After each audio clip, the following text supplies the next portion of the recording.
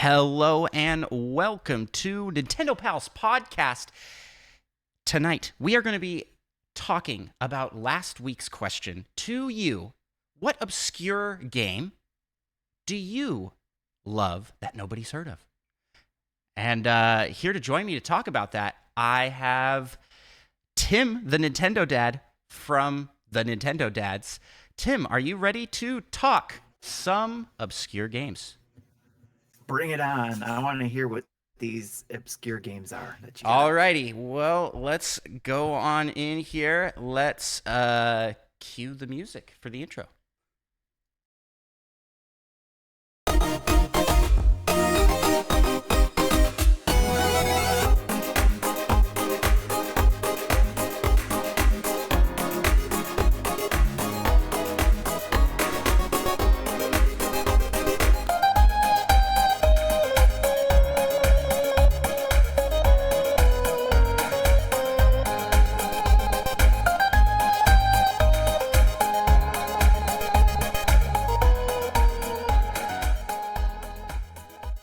Well, greetings, fellow Nintendo pals.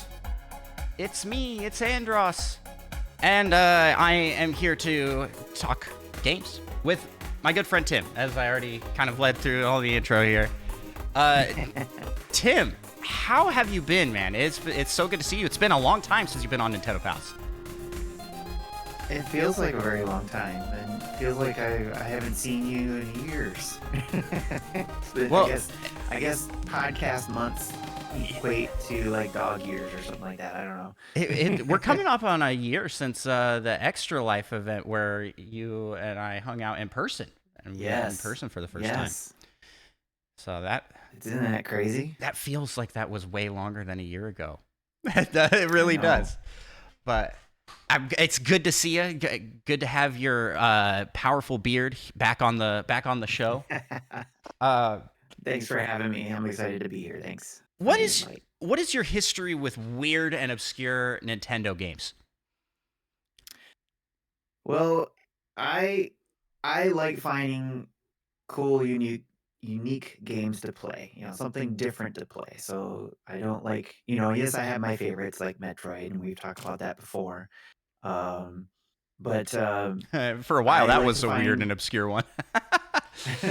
Yes, that's very true. For a good chunk. But there are those games that I like to try out that especially that are different and unique. Like my last year game that I picked was Inscription for Game of the Year. I thought that was weird and unique because of the way it played out.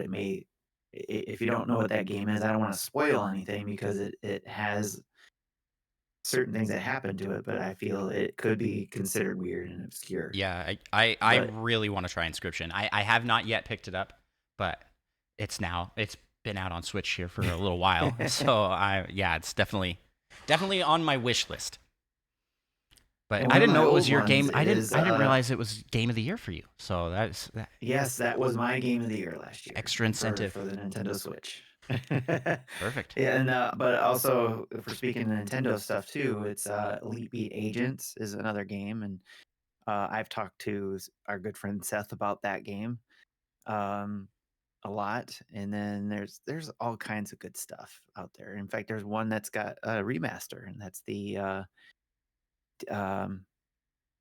oh shoot, Ghost Detective. I almost lost it there. The Ghost Detective game. Yeah. Is it just called? It's Ghost Trick. I was like, that doesn't sound quite right, but yeah, Ghost Trick, which is a detective game. Yes. So fair. Yes. Sorry, Elite Beat Agents. Pikachu on the main mind there. Yeah, there you go. Elite Beat Agents is one that I don't think gets as much love as a lot of games out there. These are kind of a bit more obscure titles. Well, and one that really doesn't get a lot of love is Steam. Codename Steam one. Mm-hmm. Codename Steam. Yes, thanks for finishing the name of the games for me. It's really slipping here, probably because it's the end of the day. It's all good, but this happens with old age too, so oh, I know Codename Steam. I'm turning 30 this year, Tim. Actually, in that's a couple weeks. I'm a new decade. 2 years away from 50, sir. So Still young. So Still young. yes. So, but yeah, Codename Steam is another one that's obscure and a lot of people didn't like, but I really liked that game. I enjoyed my time with it. Because of the turn-based combat and all that kind of stuff, and grid-based in a way as well. So I think a lot of people who might actually like the Mario Rabbids games, or at least the first one, might like to take a look at Codename Steam one more time Yeah. because of that style of RPG or turn-based battle. So, but Well, I'll shut up now. we have from the community a list of games that people answered for this question. I asked, like, in honor of Plocktober, because first off, it's Plocktober. Happy Plocktober to you, Tim. As we're celebrating Happy Plocktober to you too. The whole month of Plock. Plock is a weird, obscure game that our communities have kind of latched onto. You guys got Retro Logic over there with the Nintendo dads, and us and several of our podcasting buddies have all done things for Plocktober. And so, I asked, in honor of Plocktober, what kind of weird, obscure, or different game do you love? And I figured we could talk about some of these answers. So the first one, we got an answer on Spotify from Alabeo, who put FNAF, which is Five Nights at Freddy's. And they gave more details. I got Five Nights at Freddy's the other day, and I'm really enjoying it. I played all day, and I've been trying so long to find a game that will scare or startle me, and it finally did. I mean, that's a good one to do it. It is a good one to do it. It is a good one. I have not personally played Five Nights at Freddy's, the original. At last year's Extra Life event, I did Five Nights at Freddy's 4, and I will never, ever play that game ever again. That was terrifying. It was so scary. It's so scary. I got jump scared, and I was like, I'm done. Not touching it. But if you're into games like that, that's when. I think this is an interesting pick because I wouldn't consider Five Nights at Freddy's really obscure. I think it's wildly popular. Is it not? Am I crazy? They're making a movie. The movie's coming out on it, so Plock isn't getting a movie. Yes. Not yet. If it's getting a movie, maybe not so obscure, unless it was a B movie, and it's not necessarily a B movie. So I think it kind of started out as this like kind of grassroots indie game that I don't even know if it was really popular when it first launched, but it definitely got huge thanks to these big YouTubers all playing it and streaming their reactions to it. Yep. I would say obscure, probably definitely that first release. So there you go. Ayla, thank you so much. 2 words that are a good combination there. Yeah. Thank you so much for that answer. We appreciate that. Our next one comes from Third Strongest Mole. Tim, you are a pal of Third Strongest Mole. He is part of the Nintendo Dad's Family podcast. So I would like to hear what your guess is for his pick on weird game. What's that one with the big giant ball, pinball type game? Okay, yeah, you know exactly. I can't remember the name of it at the moment. I like Odama so much. Oh, this is his answer. I liked Odama so much, I became the world's 3rd fastest Odama speedrunner. True story. And if you go to speedrun.com right now for the game Odama, which is I don't know how to describe this game. It's a pinball game that it has like pinball mechanics, which is very cool. I liked it when I was watching him. He actually streamed it before, so it was actually cool to see it because I'd never seen it before, and it was like made me interested in the game. So I kind of wish they would do a remaster of it in a way. Yeah, it's a GameCube title, and it also I think the unique thing about this game is that it's both a pinball game and a real-time strategy game where you control warriors while hitting this giant pinball around to try and defeat armies in battle. To control the warriors, you use voice commands. So it has a microphone. That's right. That is attached to the controller, and you speak into the microphone for what people should be doing. And that is just so wildly unique. Yes. It's very Nintendo. It is very Nintendo, that's for sure. I want it. I want a remaster on Switch 2. How would yeah, it's going to need to be on the Switch too because we don't have a microphone on the Switch. Right? Because the Switch 2 is going to have a microphone and a camera on it. We all know that, right? Yeah, for sure. Or they could do what they did with Odama. They just sell one that plugs into it. And you just play with it plugged in. Yes. But yeah, that's a fantastic title. Anybody that hasn't looked up Odama, well, now you know where to go look it up. It's speedrun.com, the third place runner. You can go watch a run of it there. It's a fantastic GameCube game. We have one more answer from the community. And I'm hoping you know something about this one because I don't know very much at all about this game. This is from Monkey Thunder. Google ready. Okay.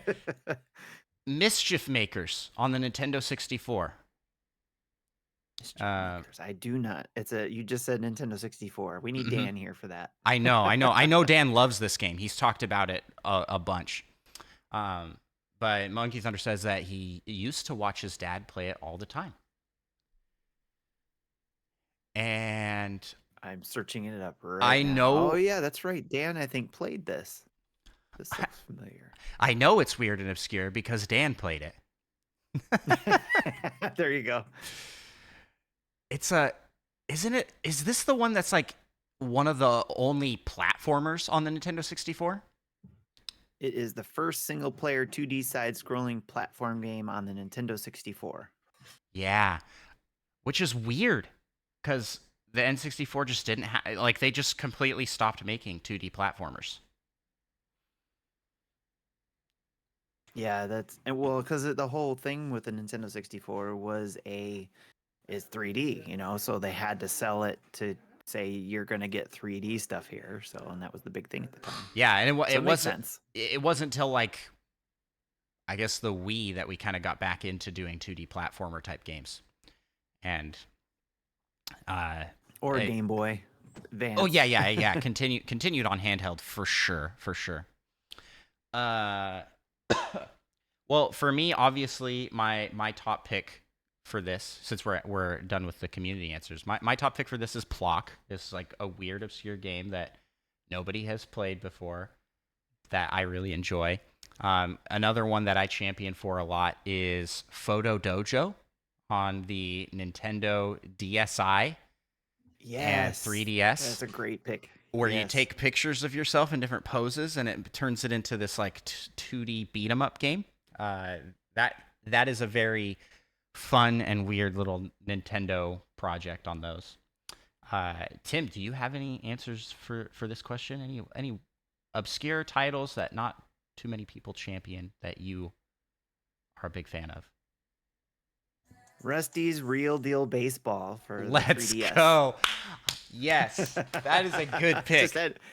I had to pull it up on there right now to open it up, and I'm like, okay, I gotta get the full name this way. This way you don't have to, fill in the blanks for me. But yeah, that is one obscure one, and even the Street Pass games.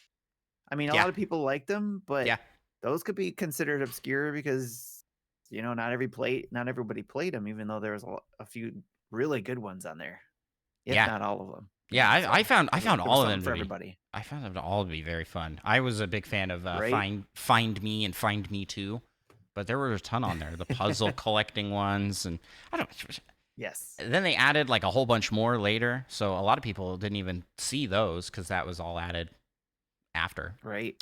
Yeah. But yeah, man, Rusty's Real Deal Baseball. That I think is a pretty deep cut, which is weird because it's not even that old. That's 3DS, right?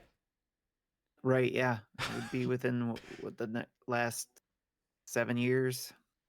Something like that. It was an experiment into, like, kind of, you paid for the individual games in it, but you could, like, haggle for the games as well. And you had April 2014. Oh, I guess it's 2014. I guess it's been a 10 while. years old next year. Oh no. Oh no. I'm turning to dust. I'm aging away as we speak.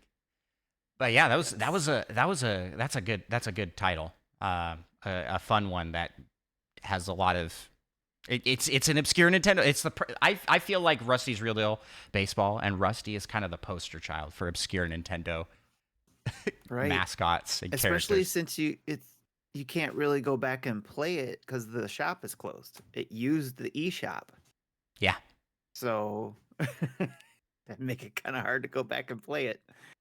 yeah, Actually, for real. I did download it so that I could try to play it to see what would happen after the eShop closing. So I haven't tried it yet. I'll have to do that sometime, see what happens. Like, can I go and make a deal or something? Well, Tim, I thank you so much for coming on. I know it was kind of last minute invite for Tim to come on here. Tim, as we close out the episode here, I would like to turn the floor to you to plug yourself, plug your stuff. Where can people find you on the interwebs? And what do you do on Sure. the interwebs? Thanks. So yeah, it's like Andra said, I'm part of the Nintendo Dads. You can find the Nintendo Dads. All you just spell it out, all one word, and in any of the social medias, and you'll probably find us there. So, but yeah, that's where we do a lot of our stuff for Nintendo games and beyond, I guess too. So, but we talk about a lot of stuff around families, especially now that we're, like I said, I'm 2 years away from 50, and a lot of us, the dads that are doing this stuff, we have our kids getting older, so we look to you guys who are younger still, back like what we were, to talk about how you guys deal with games nowadays and stuff like that. So it's good to hear Man, you guys talk about that stuff too. I saw Justin went up for the Nintendo Live event. Justin, one of the Nintendo dads there, and he went with his daughters, and I was like, "Wait a second, weren't they like 7 years old or something like that?" They look- Right. I felt like 10 years just passed by from one image. You know what I'm saying? I was like, Yes. what happened? What year is it? I know, right? They're It's driving, like one of them's driving now or something like that, That's learning to wild. drive. So it's That's crazy. so wild. Well, I think Yeah. the hard part of that is that Justin hasn't aged a day in the last like 15 years. He looks exactly the same. So that's Yep. he's tricking us with his time travel magic. Well, Tim, thanks so Yes. much again for being on here. I'll plug ourselves again here real quick. You can find my content over on Andros1 on Twitch and YouTube, and you can also follow the show, Nintendo Pals, on all platforms. And we're making bunches of stuff, so stay tuned. Join up the Discord if you want to be a part of these discussions. These last week we asked you. Next week's question for last week we asked you. I am asking. Who should be the next president of Nintendo? All right. Put your ballots in, your nominations in for next Nintendo president. And this can be anybody. This does not have to be exclusive to within Nintendo. Let me know My your vote's thoughts. for Micah. Metroid every year. Halt all other game development. Golden Sun is the one exception. That's number one. Yep. Well, thanks again, Tim. Thanks for having me on. I will close out the episode here, and big thanks and shout out to everybody who's listening. And we'll talk to you next time. Bye-bye. Bye.